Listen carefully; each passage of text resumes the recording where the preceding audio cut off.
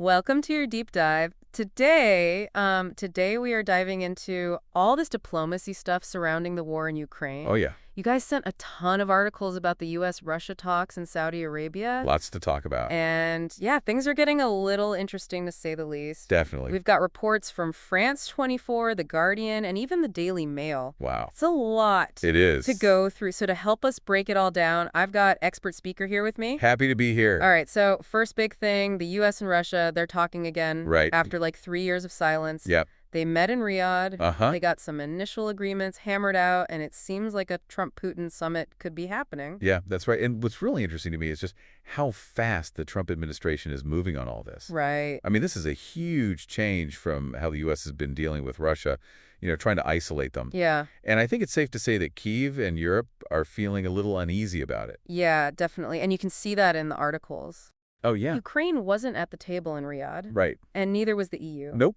Zelensky is understandably furious. He called it a total surprise and said that no decision should be made about Ukraine without Ukraine being there. Yeah, well, it makes you wonder what the U.S. and Russia are really trying to do here. Yeah. I mean, the State Department is saying they want lasting peace in Ukraine, but they're not giving a lot of detail. Exactly. And then you've got the Kremlin saying they're open to Ukraine joining the EU, but NATO membership is a hard no. Interesting. They're even questioning Zelensky's legitimacy, pointing out that his term officially expired last year. Oh, wow. So they're basically trying to weaken Ukraine's position before they even get to the negotiating table. Exactly. And then you can't forget about the money. Right. The head of Russia's sovereign wealth fund, Dmitriev, was at the talks. Oh, yeah. And he's been talking up the potential benefits for the economy if the U.S. and Russia start working together again. He even suggested that U.S. oil companies could go back to Russia. See, that's classic Russia. Gangle a little bit of money in front of people. Maybe they'll forget about all the bad stuff. Yeah, it's crazy how much money influences global politics. Absolutely. Now, one thing that really stand out in these articles is the role of Saudi Arabia. They hosted the talks, and they're clearly loving the attention. Oh, yeah. They want to be seen as this big diplomatic player. It's a pretty impressive comeback for Crown Prince Mohammed bin Salman. I know, right? Just a few years ago, he was basically public enemy #1 in the West. Yeah. And now he's the peacemaker? It makes you think, huh? It really does. So the U.S. is saying they'll include Europe eventually. Right. But it doesn't sound like Europe is buying it.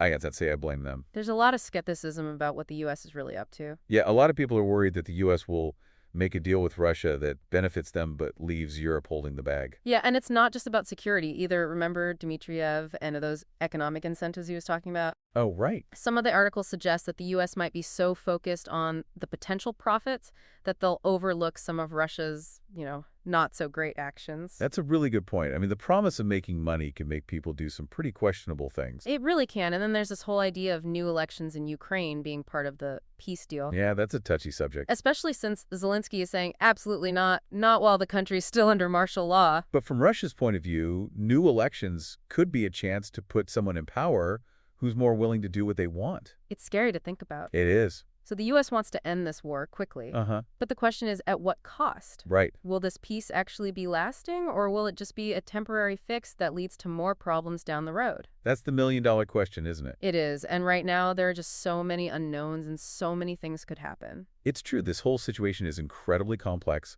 and it's impossible to predict how it's going to play out. Speaking of uncertainty, Lavrov just came right out and said no way to NATO peacekeeping forces in Ukraine. Oh, really? Yeah, he said it would be a huge escalation. I can see why Russia wouldn't want NATO troops right on their border. I mean, it all comes down to trust. Yeah. And there's just not a lot of that between Russia and the West right now. Definitely not. And meanwhile, Zelensky is still pretty upset about being left out of the talks. Understandably so. He's basically saying that Ukraine won't accept any agreement that's made without them. Well, yeah, it's their country, their future. We're talking about Zelensky's making it clear that any real solution has to respect Ukraine's right to make their own decisions. You can't just force peace on people. Exactly. But of course, the Kremlin is trying to spin things their own way. They're questioning Zelensky's legitimacy because his term officially ended last year. Oh, wow. So they're basically trying to undermine him. Yeah, it's a classic tactic. Make your opponent look weak so you have more power in the negotiations. Pretty sneaky. It is. So Zelensky's supposed to go to Saudi Arabia in March. And I'm really curious to see how that goes, especially since he's been so vocal about Ukraine being included in the peace talks. Yeah, it'll be interesting to see if he can convince the Saudis to take a more active role in getting Ukraine a seat at the table. And then there's the whole Trump-Putin summit that could be happening. Oh, yeah, that's a big one. Both of them seem to want to meet and talk about ending the war. But who knows what'll actually happen? Right, like what kind of deals are they willing to make? Exactly. Trump is known for his unpredictable negotiating style. Yeah, And Putin has his own agenda. I think that summit could be a major turning point. for better or worse. Yeah, the future of Ukraine, maybe even all of Europe, could depend on what happens in that meeting. The stakes are definitely high, especially with Moscow demanding that NATO go back to its pre-1997 borders. Oh, yeah, that's a tough one. I don't see NATO agreeing to that. Me neither. And then there's Russia's insistence that NATO forget about Ukraine ever joining. It seems like Russia just wants to keep Ukraine under their control. That's definitely what it looks like. But in the meantime, the U.S. is talking a lot about the economic benefits of peace, Oh, right. like all the opportunities that'll open up if the fighting stops. Well, I guess that's one way to get Russia and Ukraine to the negotiating table. Yeah, money talks. It really does. And let's be honest, those big businesses that have lost money because of the war, they're probably pushing for peace too. But is it I mean, can economic incentives really overcome all the mistrust and the political differences? That's the question, isn't it? Both the U.S. and Russia are coming into these talks with their own goals. Yeah, and then you've got Ukraine and their allies in Europe who have their own concerns. It's going to be tough to find a solution that makes everyone happy. The U.S. is talking about a permanent end to the war, Okay, not just a temporary truce. got it. But they're also saying that things like territory and security guarantees still need to be worked out. Those are some pretty big issues. Yeah, those are the things that could easily cause the whole peace process to fall apart. It'll be hard for Ukraine to give up any territory after fighting so hard. I know, and I bet Russia won't be happy about giving security guarantees to Ukraine. It's a very delicate situation. It is, and then you add in the fact that the U.S. seems open to new elections in Ukraine. Which could mean a whole good government. Yeah, Zelensky has already said no to elections while the country is under martial law. But the U.S. might see new elections as a way to get things moving again. But can you really have fair elections in a country that's at war with pressure from both Russia and the U.S.? It's a valid question. I mean, it seems like there's a lot of potential for manipulation. Yeah, it's easy to imagine Russia and the U.S. trying to influence the outcome of the elections. To get a leader who's friendly to their side. Exactly. Meanwhile, Europe is feeling let out of all this. I can see why they're worried that the U.S. and Russia will make a deal that doesn't take Europe's interests into account. Yeah, and Europe has a lot at stake here. Definitely, this war is right on their doorstep. They have to be involved in finding a solution. But will the U.S. and Russia actually listen to them? That's what we need to find out. And remember how Lavrov said no to NATO peacekeeping forces? Oh, right. Well, some European countries have been talking about sending their own peacekeeping troops to Ukraine once there's a ceasefire. I wonder how Russia would react to that. Probably not well. It just shows how divided everyone is. It'll be tough to find a security arrangement that both Russia and the West can agree on. Absolutely. And then there's Russia's economy. Right. They're really feeling the pain of those sanctions. Yeah, and they're desperate to get back in the good graces of the West financially. That's why Dmitriev is so excited about the possibility of Western companies going back to Russia. Especially those oil companies. It makes sense from Russia's perspective. They need to get their economy back on track. But is it ethical for Western companies to do business with a country that's waging war?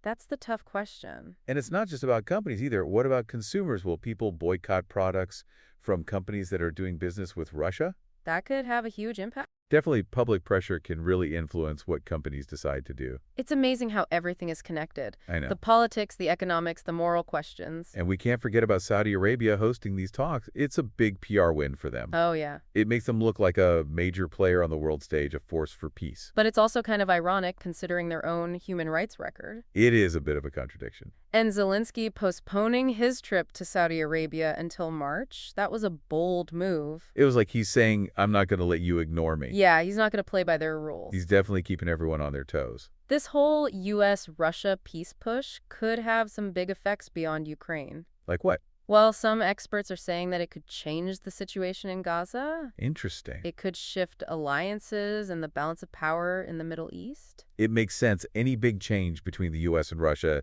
is going to have consequences in other parts of the world. Like a domino effect. Yeah, one thing leads to another. So we've covered a lot of ground here. We have. These articles show just how complicated this whole situation is. It's true. There are a lot of different perspectives and a lot of uncertainty about the future. This is a lot to think about. It is. All this stuff about Ukraine and Europe and the global economy, it's complicated. It is, but you don't have to become an expert in foreign policy overnight. Right. The goal is just to understand the bigger picture of what's going on and what could happen. Yeah, it's like looking at a map. You don't need to know every single road. Right. Just the general direction and how to get around. Okay, and like with a map, things can change. Oh, Oh, yeah, all the time. These articles are just a snapshot of what's happening right now, but things could be totally different tomorrow. Exactly. That's why it's so important to stay curious. Right. Keep reading, keep learning, and keep asking questions. What if that Trump-Putin summit doesn't happen? Or what if it does happen and it's a total disaster? That's a good question. What are the other ways to get to peace? Yeah, like maybe the EU could step in and try to be the mediator? Yeah, or what about China or Turkey?